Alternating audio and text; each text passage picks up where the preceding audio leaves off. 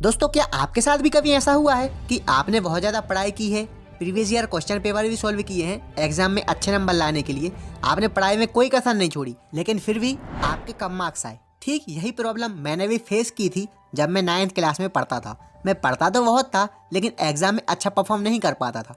मुझे सब कुछ याद था, मेरी तैयारी भी बहुत अच्छी थी, लेकिन मुझे इस बात का कोई नॉलेज नहीं था कि अपने ज्ञान को, अपने नॉलेज को एग्जामिनर के सामने कैसे एक्सप्रेस करना है, कॉपी में कैसे लिखना है। आई थिंक यही प्रॉब्लम आप में से बहुत सारे स्टूडेंट के साथ भी होती होगी। आप पढ़ते तो बहुत ज़्यादा हो लेकिन एग्जाम में उतने मार्क्स हासिल नहीं कर पाते हो जितने की आपने पढ़ाई की है, जिसका सबसे बड़ा कारण है पुअर आंसर राइटिंग। जी हाँ दोस्तों, आपको यही नहीं मालूम है कि अपनी बात को, अपने आंसर को कॉपी में कैसे लिखना है। और आपकी इसी प्रॉब्लम का सॉल्यूशन मैं आज की वीडियो में लेकर आया हूँ। इस वीडियो में आप लोगों के साथ अपना वो तरीका शेयर करने वाला हूँ जिसकी हेल्प से मैं कम पढ़कर भी ज़्यादा नंबर स्कोर कर लेता था। तो अगर आप भी बोर्ड एग्जाम देने जा रहे हो तो यह वीडियो आपके लिए बहुत ज़्यादा हेल्पफुल साबित होने वाला है। इस वीडियो को देखने के बाद आप आंसर लिखने का वो तरीका सीख चुके होंगे जिससे आपकी कॉपी में नंबरों की बारिश होने वाली है। तो चलिए दोस्तों वीडियो को स्टार्ट कर लेते हैं। Tip number 7, right long answers in point.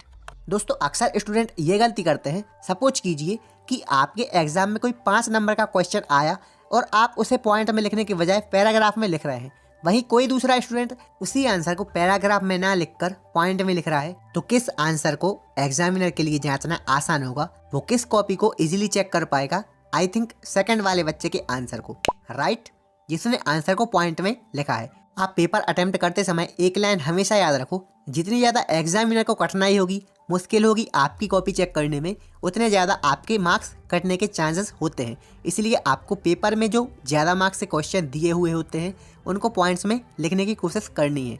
लेकिन हाँ, कुछ क्वेश्चंस ऐसे भी होते हैं जिनका आंसर आप पॉइंट में नहीं लिख सकते हो, उनका आंसर आपको पैराग्राफ में ही लिखना होता है। तो वो आपको पैराग्राफ के फॉर्म में ही लिखने हैं। लेकिन ज़्यादातर जो लॉन्ग आंसर हैं तो आप पॉइंट्स में लिखोगे तो ये आपको नंबर बढ़ाने में बहुत ज़्यादा हेल्प करेगा। और एक बात तो श्योर है कि आप पे नंबर बढ़े या फिर ना बढ़े, लेकिन कटेंगे तो बिल्कुल भी नहीं। Tip number 6, right answer to the point. दोस्तों जब कोई स्टूडेंट पेपर अटेम्प्ट करना शुरू करता है तो स्टार्टिंग में तो हमारे अंदर बहुत ज़्यादा जोश रहता है। हम एक 2 नंबर के क्वेश्चंस में भी बातें चढ़ा चढ़ा कर लिख देते हैं। जो क्वेश्चंस में नहीं पूछा गया है वो भी हम आंसर में लिख देते हैं। इससे होता क्या है कि हमारा बहुत ज़्यादा समय बर्बाद होता है और एग्जामिनर को भी बहुत ज़्यादा डिस्कम्फर्ट होता है कॉपी चेक करने में। और बाद में आते हैं 4-5 नंबर वाले क्वेश्चंस और फिर हम उनमें उतना आंसर नहीं लिख पाते जितनी क्वेश्चन की डिमांड है। इसीलिए मैं आपको यही कहना चाहूँगा कि आपको आंसर टू दी पॉइंट लिखना है, जितना पूछा गया है सिर्फ उतना ही लिखना है। Tip number 5, attempt paper in the sequence. दोस्तों अगर मैं आपसे पूछूं, 2 स्टूडेंट है, एक स्टूडेंट ने पूरा पेपर सीक्वेंस में अटेम्प्ट किया है, वहीं दूसरे स्टूडेंट ने रैंडमली पेपर को अटेम्प्ट किया है। जब मन किया तो पहला क्वेश्चन कर लिया, जब मन किया 20वां क्वेश्चन कर लिया। अब आपको दोनों स्टूडेंट की कॉपी चेक करनी है। आपको किस स्टूडेंट की कॉपी चेक करने में ज़्यादा आसानी होगी, दूसरे वाले स्टूडेंट की या फिर पहले वाले स्टूडेंट की? ऑब्वियसली आप उस स्टूडेंट की कॉपी इजीली चेक कर पाओगे जिसने पूरे पेपर को सीक्वेंस में अटेम्प्ट किया है। हालांकि ऐसा कोई रूल नहीं है कि आपको पेपर सीक्वेंस में ही अटेम्प्ट करना है। बच्चों का जो भी क्वेश्चन अटेम्प्ट करने का मन करे वो कर सकता है। लेकिन भाई साइकोलॉजी नाम की भी तो कोई चीज़ होती है ना।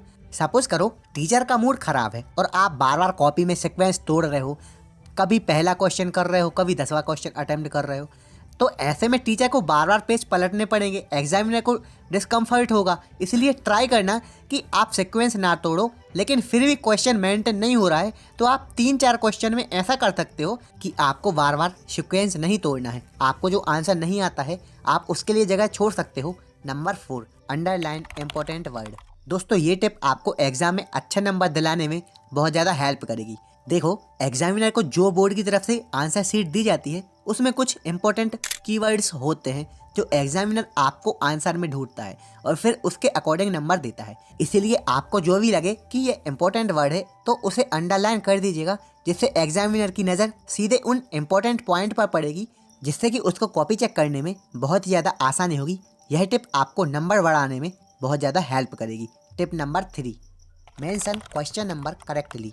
अक्सर स्टूडेंट पेपर अटेम्प्ट करते समय एक गलती कर ही देते हैं। वो जल्दबाजी में या फिर हड़बड़ाहट में क्वेश्चन में नंबर लिखना ही भूल जाते हैं या फिर गलती से गलत क्वेश्चन नंबर लिख देते हैं, जिसका खामियाजा उन्हें भुगतना ही पड़ता है। इसीलिए क्वेश्चन नंबर को ध्यान से करेक्टली मेंशन करें। Tip number 2, draw the line after each question. दोस्तों आपकी हैंड राइटिंग चाहे कितनी भी खराब क्यों ना हो, लेकिन अगर आप हर आंसर के बाद लाइन खींचते हो तो आपकी कॉपी सुंदर दिखने लगती है और तो और एग्जामिनर को भी आसानी रहती है कॉपी चेक करने में। उसे पता चल जाता है कि ये आंसर यहाँ खत्म हो रहा है, आंसर मिक्सअप नहीं होते हैं, ओवरऑल कॉपी सुंदर दिखती है। इसीलिए मैं सजेस्ट करूंगा कि आप हर आंसर के बाद लाइन जरूर खींचें। Tip number 1, attempt all question. दोस्तों लास्ट बट नॉट लीस्ट, आपको सारे क्वेश्चन अटेम्प्ट करने हैं। ये बहुत सारे स्टूडेंट को मालूम होगा, इसीलिए लास्ट में लिया। क्वेश्चन का आंसर नहीं भी मालूम है तो उसमें कुछ ना कुछ लिख के आना ही है, क्वेश्चन छोड़ के नहीं आने हैं। छोड़ोगे तो कुछ भी नंबर नहीं मिलेंगे और अटेम्प्ट करोगे तो कुछ नंबर तो मिल ही जाएंगे। तो दोस्तों वीडियो को समराइज करते हैं। आपको क्वेश्चंस सीक्वेंस में अटेम्प्ट करना है और इंपॉर्टेंट वर्ड को अंडरलाइन करना है। एक भी क्वेश्चन को छोड़ना नहीं है। आपको उस क्वेश्चन से संबंधित जो भी डेटा मालूम हो वो लिख देना है और आंसर को टू दी पॉइंट लिखना है। इसी के साथ आपको स्टार्टिंग में हैंड राइटिंग का ध्यान रखना है। अगर इन सभी पॉइंट को एक लाइन में कहें तो आपको ऐसा कोई काम नहीं करना है जिससे एग्जामिनर को आपकी कॉपी चेक करने में डिस्कम्फर्ट फील हो। जितनी जल्दी आपकी कॉपी चेक होगी उतना ही आपके लिए फ़ायदेमंद होगा। तो दोस्तों आई होप आपको आज का यह वीडियो पसंद आया होगा।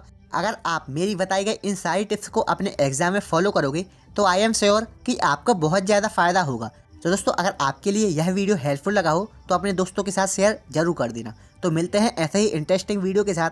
देखने के लिए चैनल को सब्सक्राइब करें। Love you all, take care and all the best.